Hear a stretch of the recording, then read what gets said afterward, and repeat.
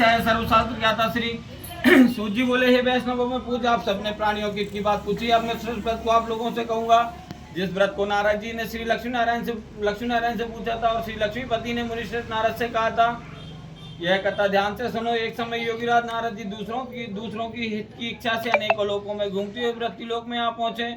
यहाँ अनेक योनियों में जन्मे हुए प्राय सभी मनुष्यों को अपने कर्मों द्वारा अनेक दुखों से पीड़ित देखकर विचार करने लगे कि किसी यत्न के करने से निश्चय ही मानवों के दुखों का नाश हो सकेगा। ऐसा मन में सोचकर भगवान नारद विष्णु लोक को गए। वहाँ श्वेत वर्ण और 4 भुजाओं वाले देवों के इस नारायण को देखकर, जिनके हाथों में शंख चक्र गदा और पद्म थे तथा वरमाला पहने हुए थे, देखकर स्तुति करने लगे, हे भगवान, आप अत्यंत शक्ति से संपन्न है, मन तथा वाणी भी आपको नहीं पा सकती, आपका आदि मध्य अंत नहीं है, निर्गुण स्वरूप के कारण भक्तों के दुखों को नष्ट करने वाले हो, आपको मेरा नमस्कार है।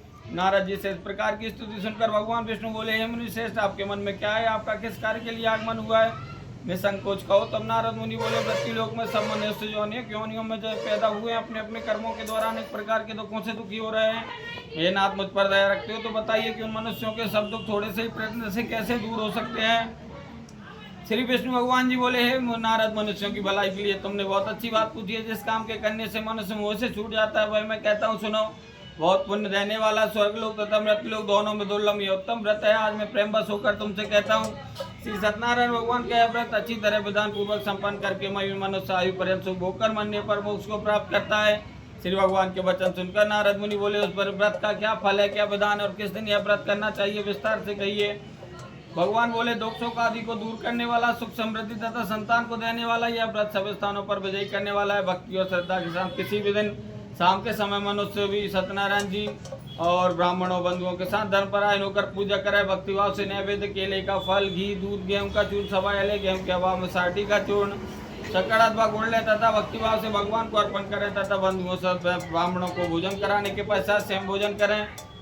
अंत में नृत्य गीत आदि का आयोजन कर श्री सत्यनारायण भगवान का स्मरण करता हुआ समय व्यतीत करें। इस प्रकार व्रत करने पर मनुष्यों की सभी इच्छाएं निश्चय ही पूरी होती हैं। विशेषकर कली काल में मृत्यु लोक पर यही मोक्ष का सरल उपाय है। इति श्री सत्यनारायण व्रत कथा में प्रथम अध्याय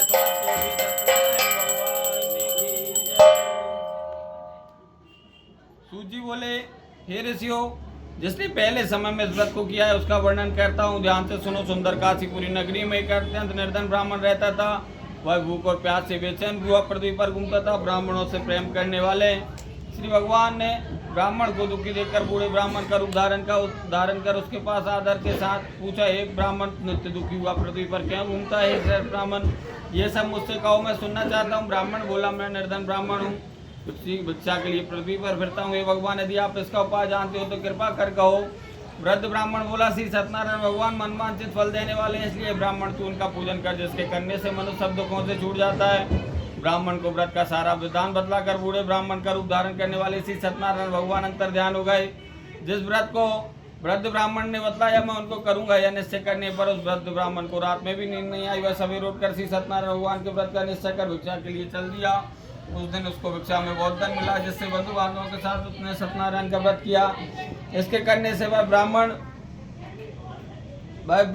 सब दुखों को छूटकर अनेक प्रकार की संपत्तियों से मुक्त हुआ। उस समय से वह ब्राह्मण हर मास व्रत करने लगा।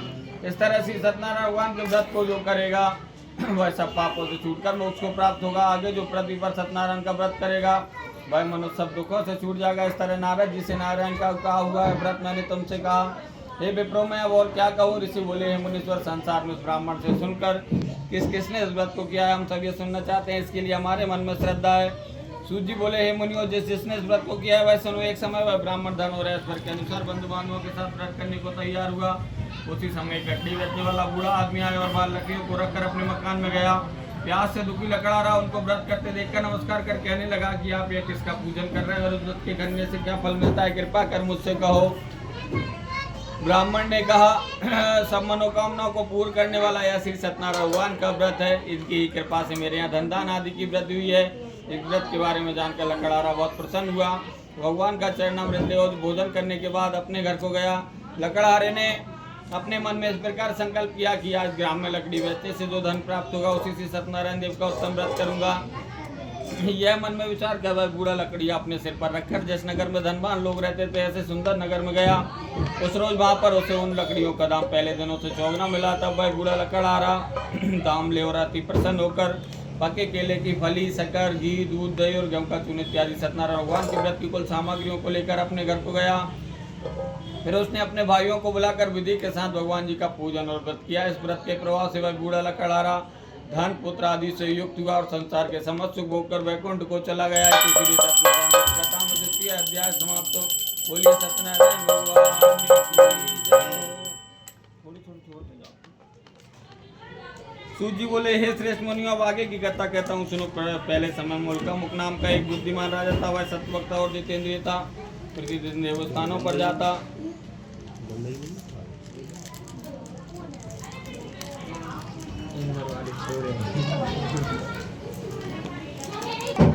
धन देकर उनके कष्ट दूर करता था। उसकी पत्नी कमल के समान मुखवाली और सती सावित्री भद्रशिला नदी के तट पर उन दोनों ने श्री सत्यनारायण भगवान का व्रत किया।